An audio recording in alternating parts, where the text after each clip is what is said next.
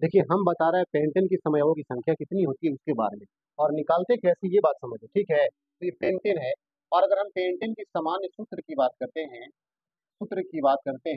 तो क्या हो जाती है, C5 और H12 होती है। यानी कहने का मतलब कि हम बात कर लें कि कार्बन की संख्या कितनी है, ठीक है। अगर हम बात करें कि कार्बन की संख्या कितनी है, तो कार्बन की संख्या कहा जाए कि सर 5 होगी, कितनी होगी, सी कितनी है, 5 है। हाँ सर, बात सही है। अगर बात की जाए कि हाइड्रोजन, क्या हाइड्रोजन, हाइड्रोजन की संख्या कितनी है, तो सर ये कितनी है, 12, ठीक है। और इसी के ऊपर आप पेंटेन, आपको बोझ लगता होगा, लेकिन आज के बाद ये बोझ खत्म हो जाएगा, आपको पेंटेन का ही बोझ नहीं जाएगा। अगर इसकी समयावों की संख्या कही जाए, समयावों की संख्या पूछी जाए तो कितनी होती है, तो सर इसकी समयावों की संख्या 3 होती है। यह 3 प्रकार से पढ़ा जाता है, ठीक है। पहला देखिए क्या होता है, और दूसरा क्या, तीसरा क्या। तो पहला होता है एन पेंटेन, इसको बोलते हैं नॉर्मल पेंटेन। क्या होता है, एन पेंटेन, ठीक है, इसको क्या बोलते हैं, नॉर्मल पेंटेन। दूसरा होता है आइसो पेंटेन, ठीक है, आइसो या आइसो, ठीक है, आइसो पेंटेन। और तीसरा क्या होता है, नियो पेंटेन, ठीक है, नियो पेंटेन। तो ये 3 अवयव होते हैं, 3 संरचना बनते हैं, और इन सभी संरचना को हम एक एक करके आपको बताते हैं और बड़ी बारीकी से बताते हैं। उम्मीद करते हैं इसके बाद जिंदगी में आप कभी नहीं भूल पाइएगा। चलिए देखिए, ध्यान दीजिए, पहला क्या है, तो पहला हम बनाते हैं, आपको नॉर्मल पेंटेन के बारे में बताते हैं, ठीक है। यानी कि एन पेंटेन जो बताए उसके बारे में बताते हैं, कैसे लिखना है। अक्सर बच्चे भूल जाते हैं कि एन पेंटेन कैसे लिखे, सर कैसे समझे कि कौन सा पेंटेन है। तो ध्यान लगाइए, बस देखिए, एक होता है मेथिल समूह, जिसको बोलते हैं सी।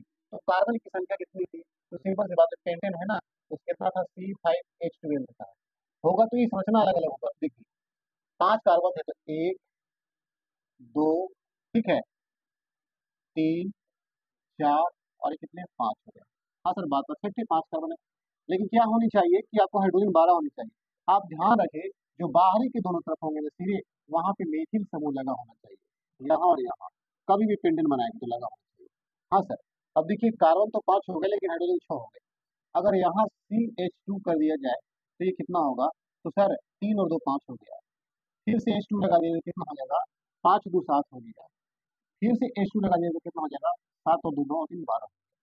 तो इस प्रकार लिखते हैं। अगर इसका संरचना बनाना हो रहा जाए, विस्तृत रूप बनाना जाए, तो बेहद आसान है। क्या करना है, आपको इधर से कार्बन लिखना है 1, फिर से कार्बन लिखना है, फिर से कार्बन लिखना है, और फिर से कार्बन लिखना है। कितने कार्बन को लिखना है, 5 को लिख देना है, इस तरह लिख देना है। लेकिन देखिए, जो बाहरी कार्बन दिया गया है 2 कार्बन, उसके साथ हाइड्रोजन की संख्या कितनी है, तो कहेंगे कि सर 3 है।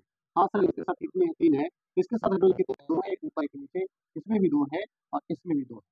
उम्मीद करते हैं इसको जब सीख लीजिएगा तो जिंदगी में कभी भूलिएगा नहीं। अब जो लगा हुआ है सिंगल बॉन्ड, ठीक है ना, इसको बोलते हैं एकल आबंध, यानी कि सिंगल बॉन्ड बोलते हैं। और इसके तहत क्या होता है, हाइड्रोजन लगा हुआ रहता है, जुटा हुआ रहता है।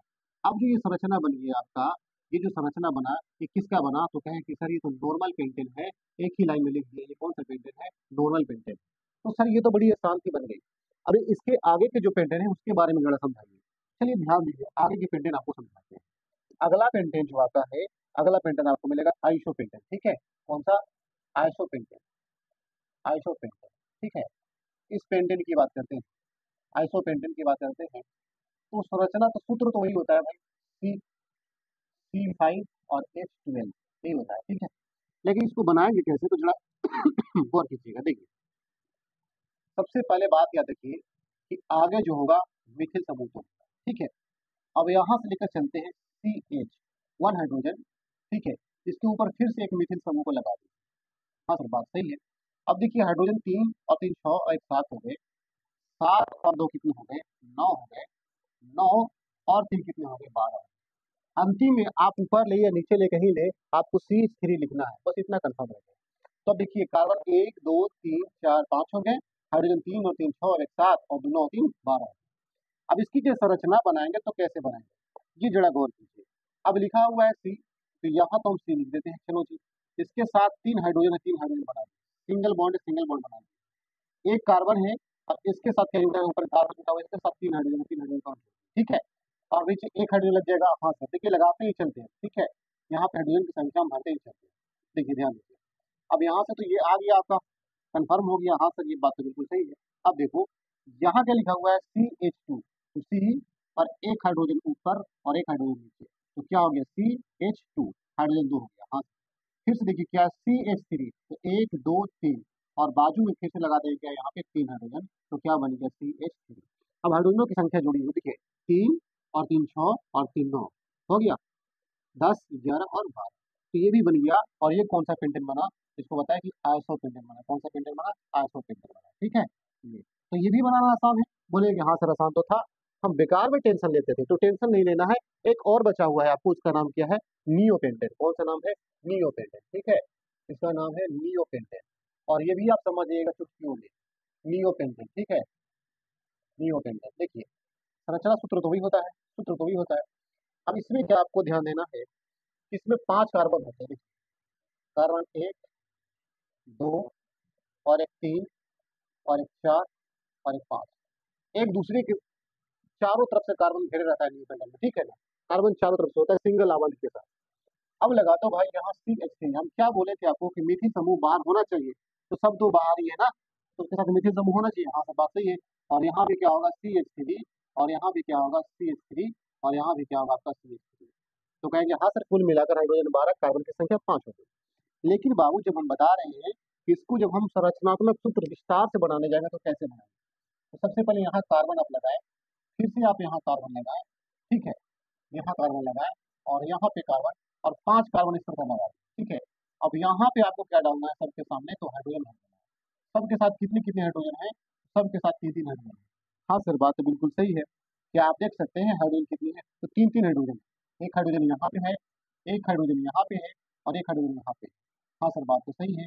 अब ये जो बन गया आपका ना, ये क्या बन गया आपको, तो सर ये बन गया आपको क्या, ये बन गया नियो पेंटेन। कौन सा पेंटेन बन गया बाबू, नियो पेंटेन बन गया। तो कितना बनाना आसान था। 10th क्लास के बच्चे इसमें अक्सर फंस जाया करते हैं और बनाने नहीं पाते हैं, और कहते हैं कि सर समझ में नहीं आता है।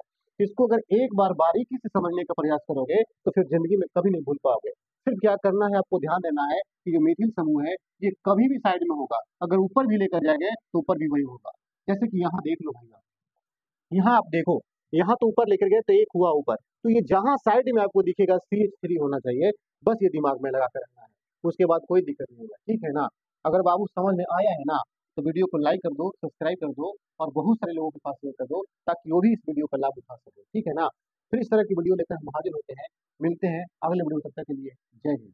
और अपना राय जरूर भेजें कि वीडियो कैसा लगा। ठीक है।